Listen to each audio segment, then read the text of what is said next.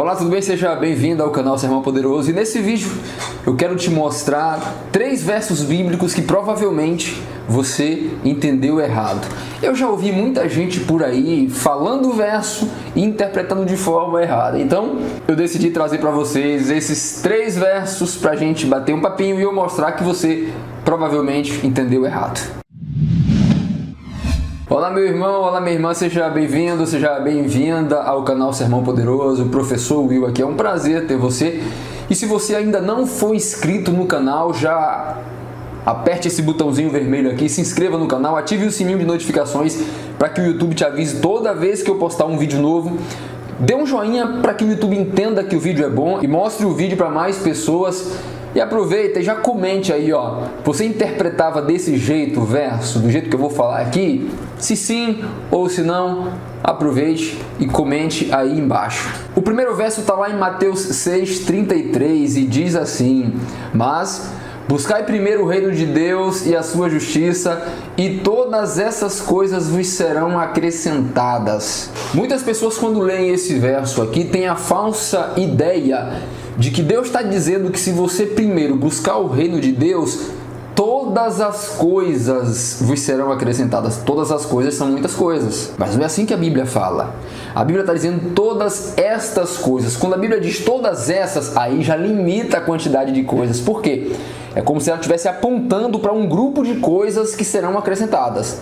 Quando ela diz todas as coisas, que é como muita gente interpreta, todas as coisas, ele está dizendo sobre tudo, tudo vai ser acrescentado. Só que o verso está dizendo, e todas estas coisas, estas está apontando para um grupo. E que grupo de coisas são essas? Quais são essas coisas que a Bíblia está dizendo que serão acrescentadas? Aí, a gente vai ter que voltar 2 versos acima do que a gente leu. A gente leu o verso 33, nós vamos ler o verso 31 e 32, que diz assim: não andeis, pois, inquietos, dizendo: que comeremos, ou que beberemos, ou com que nos vestiremos?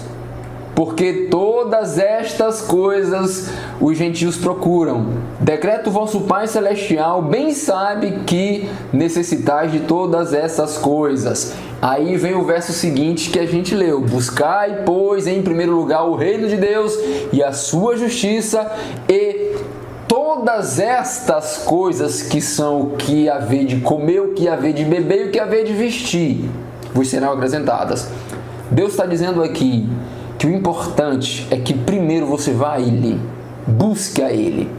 Buscou a Ele, ótimo. Ele não vai deixar faltar comida, não vai deixar faltar água e não vai deixar faltar o que vestir.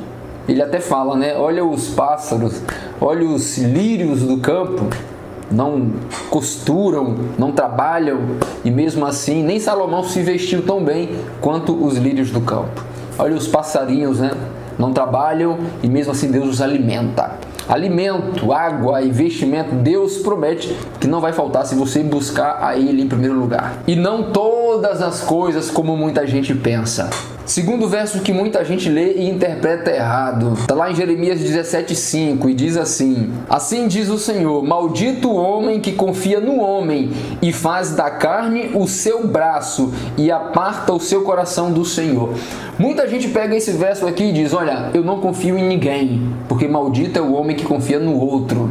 E a Bíblia não está dizendo que você não pode confiar num amigo, não pode confiar no irmão, no pai, na mãe, em um familiar. O que o verso está dizendo aqui é que nós não podemos confiar na nossa força humana, sabe? No nosso braço para fazer as coisas. A gente precisa confiar em Deus, colocar em Deus a nossa confiança.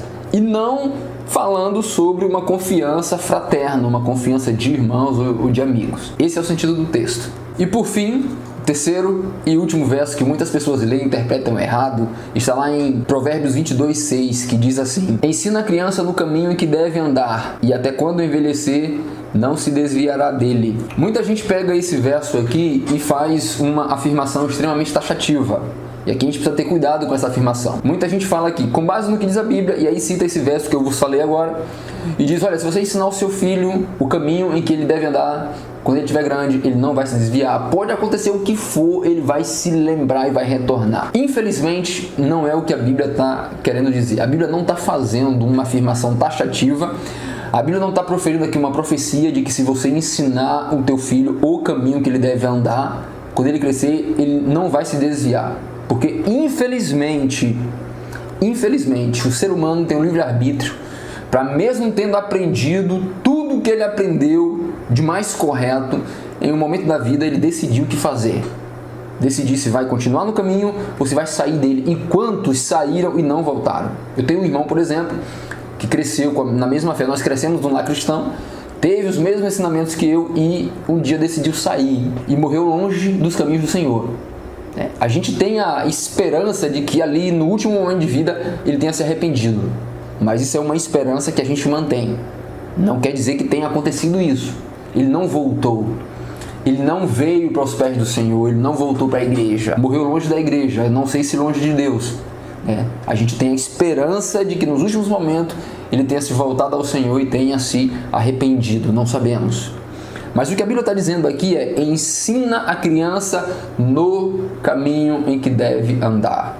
Não é ensine o caminho, e aqui há uma diferença. Quando você fala ensine o caminho, é como se eu estivesse daqui apontando o caminho que a criança deve ir. Quando a Bíblia diz ensine a criança no caminho, é porque eu tenho que estar nesse caminho. Eu tenho que pegar aqui pelo braço e lado a lado ensinar no caminho em que ela deve andar, ensinar no passo a passo, ensinar nas minhas ações, ensinar no meu testemunho, ensinar na minha vida. E se ela caminhar no caminho comigo até quando estiver grande, aí ela não vai se desviar, a chance é muito menor.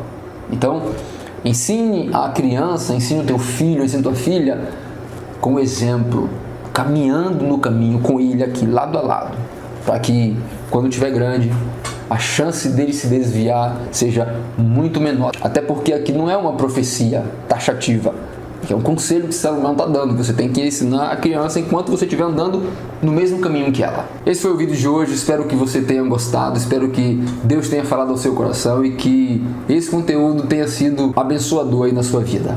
Deus te abençoe, Deus te guarde, Deus te proteja. Esse é o meu pedido e a minha oração para você hoje. Amém.